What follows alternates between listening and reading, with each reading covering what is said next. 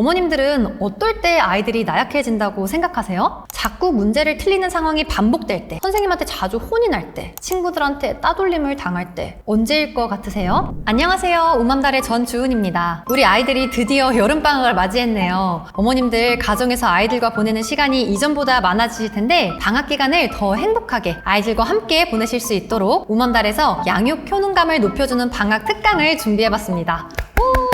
제가 이전 영상에서도 살짝 언급을 했었는데요. 바로 무너지는 부모들이라는 책입니다. 이 책을 쓰신 분은 레너드 섹스 박사님으로 가정의학 전문의인 동시에 심리학 박사 학위를 취득하신 분이고요. 어머님도 소아과 의사 선생님이셔서 아주 많은 아이들을 만나고 사례를 공부한 그런 삶을 살고 계신 분이에요. 그만큼 아이들을 올바른 길로 지도하는 부분에 있어 깊은 사명과 책임의식을 갖고 계신 분이라는 게 느껴지는 책이에요. 이 책은 특히 미취학 아동, 초등 저학년 자녀를 키우고 있는 부모님들이 읽으시면 정말 좋은 책입니다. 우맘달을 시청해주시는 우리 어머님들께서도 저와 함께 이 탐독 특강을 잘 따라오신다면 넘쳐나는 양육과 교육에 대한 수많은 정보들로부터 훨씬 더 분별력이 생기고 자녀를 대할 때 무엇을 우선순위로 가르쳐야 하는지 명확해지실 거예요. 아이들에게 있어 자기 통제력을 배우는 일이 얼마나 중요한지, 나의 자녀에게 자기 통제력을 길러주기 위해 부모가 가져야 하는 태도는 무엇인지, 엄마로서 권위를 지키지 못하면 아이는 어떤 어려움에 처하게 되는지, 왜 부모가 권위를 지켜야 하는지 등에 대한 생각을 명쾌하게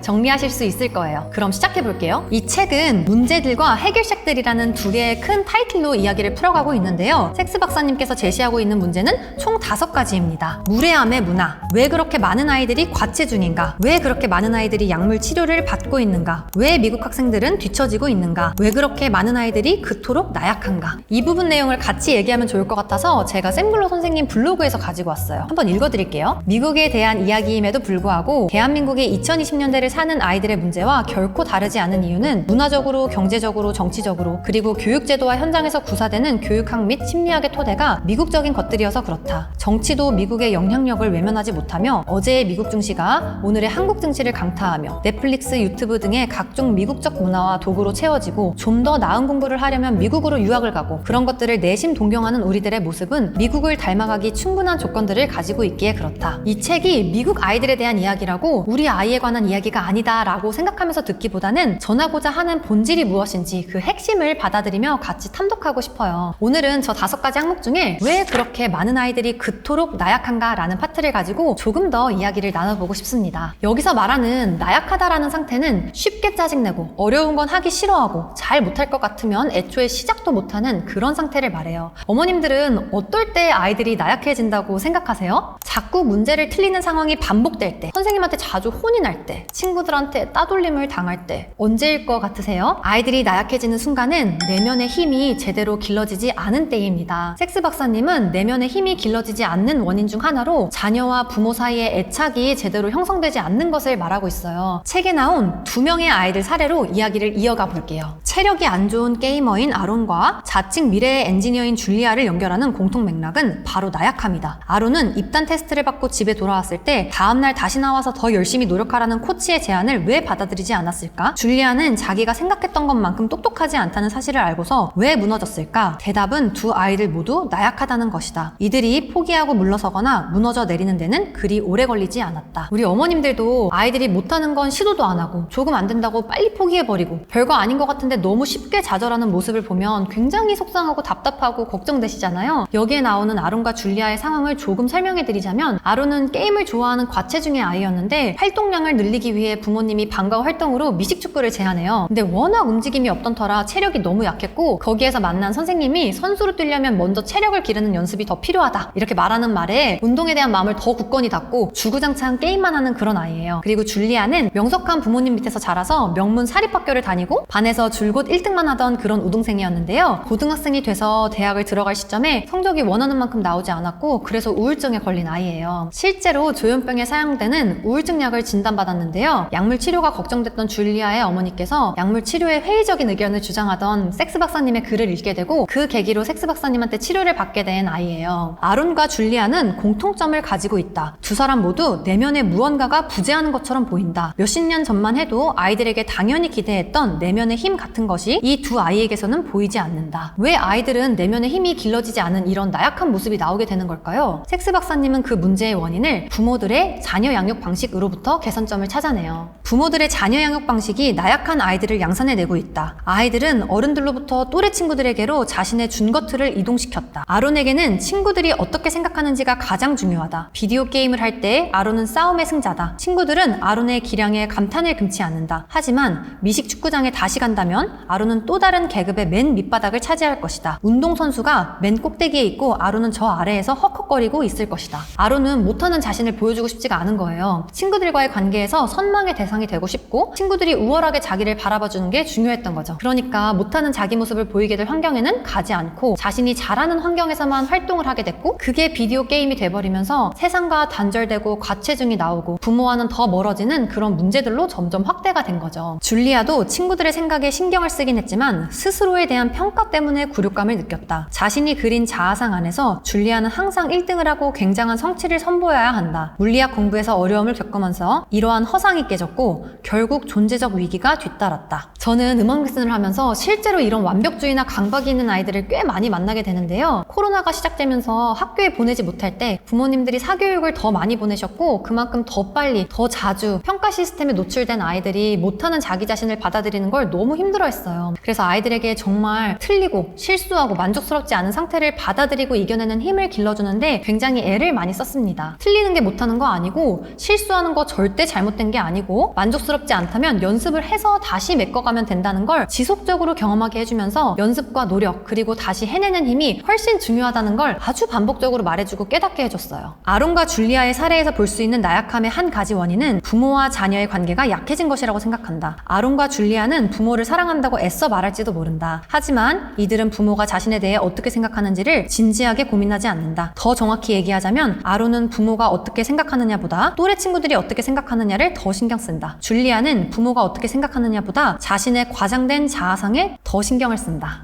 아이들이 나약해진 데는 당연히 유기적으로 여러 가지 원인이 있겠지만 우리가 눈여겨봐야 할 점은 부모와 자녀의 약해진 관계, 이게 아이들을 나약하게 만드는 문제 원인이 되기도 한다는 점이에요. 실제로 제 지인들이 이제 아이를 낳아서 키우는 시기라서 저랑 육아나 교육에 대한 이야기를 나누게 되는 빈도가 많아졌는데요. 한 번은 이런 질문을 하더라고요. 만약에 너는 너 애가 중학생이 돼서 너 모르게 담배를 피는 걸 알게 됐어. 그때는 어떻게 할 거야? 그래서 제가 했던 대답이 일단 아이가 담배를 몰래 피는 걸 알게 되게 관계를 그렇게 만들지 않을 것 같다는 생각이 먼저 들고 부모가 아이에게 정말 관심이 많고 관찰을 많이 해서 관계 형성을 아주 잘 하고 있었다면 아이가 부모 몰래 담배를 피게 될 가능성은 크지 않을 것 같아 라고 얘기를 했어요. 여기서 돌아봐야 할 건 담배 그 자체가 아니라 소원해진 관계인 것이죠. 그래서 자녀가 엇나갈수록 엄마한테 털어놓을 수 있게 평소보다 더 신경 쓰고 하나씩 도와줄 수 있는 부분은 도와주고 담배로 채워야만 했던 그 무언가를 부모의 사랑으로 채워주려는 노력이 더 중요하다고 얘기했어요. 줄리아가 우울증에 걸린 이유는 현실이 줄리아가 가진 자아상의 거품을 꺼뜨렸기 때문이다. 줄리아를 치료할 적합한 방법은 리스페다를 복용하는 것이 아니라 다른 자아상을 세우는 것이다. 대단한 학업 성취도가 아니라 부모가 주는 조건 없는 사랑과 수용에 뿌리 내린 자아상 말이다. 아동들과 10대 아이들에게는 부모의 조건 없는 사랑과 수용이 필요하다. 또래 친구들이나 성적표로부터는 조건 없는 사랑이나 수용을 얻을 수 없다. 여기 보면 부모의 조건 없는 사랑이나 수용이 필요하다고 하잖아요. 있으면 좋고 없으면 말고가 아니라 이 시기의 아이들에게는 꼭 필요한 부분이라는 거예요. 그러면 우리는 이 부분에 주목해야 해요. 조건 없는 사랑이나 수용이 왜 필요한지, 그게 없을 때 아이들이 왜 나약해지는지 그 부분을 알아야 우리가 더 제대로 된 사랑과 수용을 아이들에게 해줄 수 있겠죠. 나약함의 반대는 실패를 기꺼이 받아들이는 것이다. 아이는 부모의 조건 없는 수용을 확신할 때 용기를 내서 모험을 하고 실패할 수 있다. 부모의 평가보다 또래 친구들의 평가나 자기 자신의 자아상을 더 중요시하는 아이는 실패를 기꺼이 받아들이기 힘들다. 이런 아이는 나약한 나약할 수밖에 없다. 근데 이 부분을 이해하려면 전제 조건을 이해하셔야 해요. 실제로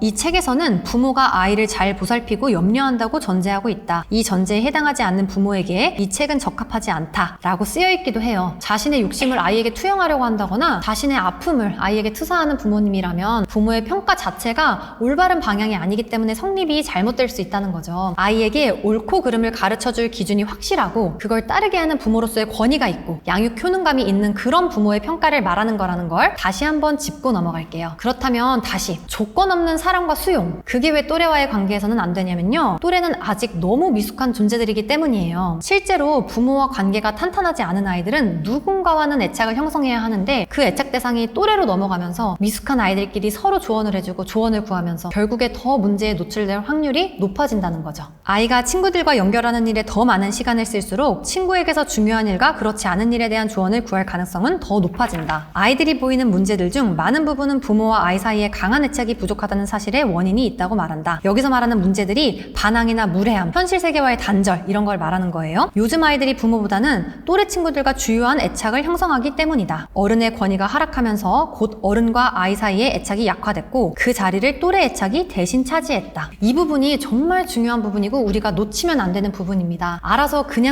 잘 크는 아이들 절대 없고요. 그 빈틈으로 반드시 아픔이 자리 잡게 됩니다. 언제 그 아픔이 발현되느냐의 문제이죠. 그래서 정말 아이와 부모의 올바른 애착 형성이 너무너무 중요한데요. 어떻게 애착을 형성해야 하고 애착을 형성할 때 많은 부모님들이 어떤 실수를 하게 되는지, 그리고 애착 형성이 자녀가 성인이 되는 시기에 어떤 영향을 미치는지 그런 내용도 책에 나와 있어요. 부모와 아이 사이의 애착은 최우선 사항이 되어야 한다. 이 부분 한번 쭉 읽어볼게요. 아이러니는 미국의 중산층과 부유층 부모들 중 대다수가 애착에 대해 잘 알고 있다는 사실이다. 이들 중 일부는 심지어 애착 육아에 대한 책을 여러 권 읽기도 했다. 우리도 애착 정말 많이 신경 쓰죠. 이들은 자신의 갓난아기에게 조건 없는 사랑과 수용을 보여주어야 한다는 사실을 누구보다 잘 알고 있다. 미국의 중상층이나 부유층 부모에게서 태어난 생후 6개월 무렵 아기는 따뜻한 보살핌과 사랑에 둘러싸여 있을 가능성이 높다. 생후 1년이 된 미국 거름마기 아기들은 네덜란드나 뉴질랜드에 사는 거름마기 아기들만큼 능력이 뛰어나다. 하지만 아이의 두 번째 생일이 지나고 나면 미국 부모들은 길을 잃기 시작한다. 자녀의 발달 연령 시기에 맞게 부모의 양육 스타일이 변해야 하고 역할이 변해야 하는데 실제로 부모들이 애착에 대해 그렇게 공부하고 잘 알고 있으면서도 방향을 잡지 못해서 제대로 된 애착을 형성하지 못한다는 거예요. 제대로 된 애착을 형성하려면 아이가 자라는 거에 따라서 부모의 양육 스타일이 변해야 되고 그에 맞게 부모의 역할도 변해야 한다는 그 사실을 기억하셔야 해요. 아이에게 문제가 있다면 바로 잡아야 한다. 아이가 방향을 잘못 잡았다면 다른 방향을 알려줘야 한다. 아이의 결점을 지적해야 한다. 부모가 중시하는 가치를 가르쳐야 한다. 그냥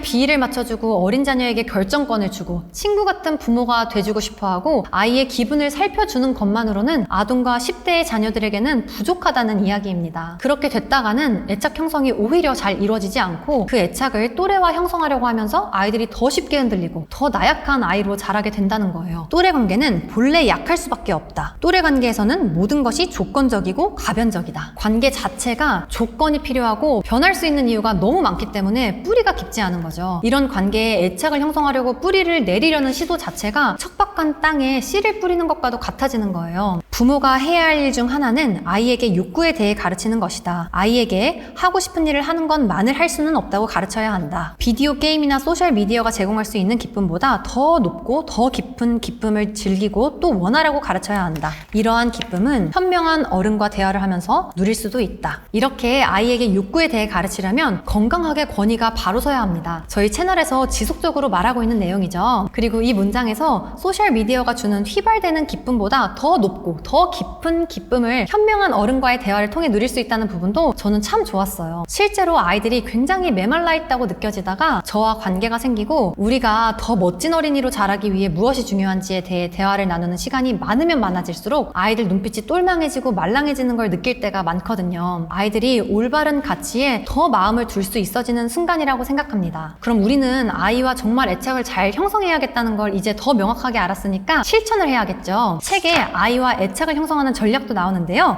한번 볼게요. 단순한 한 가지 전략은 가족만을 위한 휴가 일정을 잡는 것이다. 가족 휴가의 가장 큰 목적은 부모와 아이 사이의 유대를 강화하는 것이어야 한다. 아이를 위해 자리를 마련할 때 아이의 또래 친구들이나 학업 성적, 방과 후 활동보다는 어른들과 연결하는 것을 우선순위로 삼으라. 그리고 아이와의 시간을 위해 싸우라. 부모와 아이가 거의 서로 얼굴을 보지 못한다 못한다면 아이는 부모에게 애착을 형성할 수 없다. 또한 전자기기는 반드시 꺼놓기 바란다. 자녀와 함께 있는 시간은 양이 중요한 게 아닙니다. 많이들 아시겠지만 5분을 아이와 있더라도 질 높은 시간으로 보내셔야 해요. 그래서 책에서도 전자기기를 꺼놓으라고 하죠. 일부러 시간 내서 아이랑 시간을 보내는데 계속 핸드폰을 만지고 아이에게 태블릿 PC를 주면서 보게 하는 건 아이와 시간을 제대로 보내는 일이 아닙니다. 아이와의 시간에서는 아이를 현명한 어른들과 연결을 시켜주고 얼굴을 자주 마주보며 아이가 부모를 온전히 느낄 수 있게 해주셔야 해요. 자, 이제 이 파트에서 가장 좋았던 부분이에요. 도토리 나무에 비유한 내용인데요. 도토리의 단단한 껍질은 적절한 시기가 찾아올 때까지 도토리의 성장을 막는다. 너무 빨리 억지로 껍질을 까면 새로운 나무의 성장을 기대할 수 없다. 자녀 교육도 도토리나무 키우기와 마찬가지이다. 건강한 아동 발달의 핵심은 적절한 시기에 적절한 일을 하는 것이다. 저는 이 문장이 너무 좋았어요. 적절한 시기에 적절한 일을 하는 것이요. 아이들은 절대 그냥 크지 않습니다. 적절한 일을 우리가 해줘야 해요. 그리고 이러한 애착이 형성됐을 때 자녀가 누리게 되는 삶의 특권도 나오는데요. 아동기와 청소년기 전체에 걸쳐서 아이의 주요한 애착 대상은 부모여야만 한다. 유아기부터 청소년기까지 부모와 강한 1차 애착 관계를 맺는다면 아이가 어른이 될 때 그 애착 관계는 자연스럽게 깨질 것이다. 적절한 시기가 되면 도토리 껍질이 자연스럽게 벌어지고 새로운 나무로 자라는 것과 마찬가지이다. 이러한 아이는 어른이 됐을 때 독립적인 젊은이로서 현실 세계로 자신 있게 걸어 들어갈 만반의 준비가 되어 있다. 너무 빨리 껍질이 까진 도토리는 나무로 성장할 수 있는 힘을 잃어버린다. 아이가 부모가 아닌 또래와 애착을 형성하거나 부모와의 강한 애착 없이 너무 빨리 성인이 되는 길을 가게 될 때 제대로 건강하게 자랄 힘이 생기지 않는다는 얘기죠. 제가 이렇게 간략하지 않은 듯 간략하게 책 내용을 보여드렸는데요. 이 내용은 예고편에 불과합니다. 이거 말고도 너무너무 중요한 내용들이 많이 담겨있는 책이어서 제가 이 책의 내용을 잘 전달해드리고자 부모의 권위가 주는 혜택, 자기 통제력이 아이의 삶에 미치는 영향, 사춘기 자녀와 멀어지지 않기 위해 부모가 준비해야 하는 것, 내면이 단단한 아이들의 공통적인 특징, 이렇게 4개의 챕터로 특강을 준비했으니까요. 우리 어머님들 저랑 방학 동안 양육 효능감 쭉쭉 올리는 우리 엄마가 달라지는 시간을 함께 가져요. 대부분의 사람들이 빨리 가는 길을 원하고 문제가 있을 때 빠르게 해결하고 싶어하고 본능적으로 쉬운 길을 찾게 되는데 그러다 보면 정말 중요한 본질을 볼 수 있는 힘이 약해질 수 있어요. 정확한 원인을 분석하지 못하고 잘못된 판단을 내리게 돼서 결국엔 더 큰 어려움을 만나게 되는 거죠. 그래서 우리는 제대로 올바른 방법으로 가야 하는 겁니다. 특히 아이들 교육에 있어서는 이건 변명할 여지도 대체할 수도 없는 아주 명백한 사실이에요. 오늘의 영상도 자녀를 키우시는데 도움이 되셨길 바라면서 저는 아이들의 건강한 성장을 위해 많은 부모님들이 더 올바른 방향으로 아이들과 행복한 시간을 보내실 수 있도록 도와드리는 역할을 하겠습니다. 저희 특강 정말 열심히 준비하고 있으니까요. 구독과 좋아요 해주시고 영상 같이 챙겨봐 주세요. 그럼 다음 영상에서 인사드리겠습니다. 감사합니다.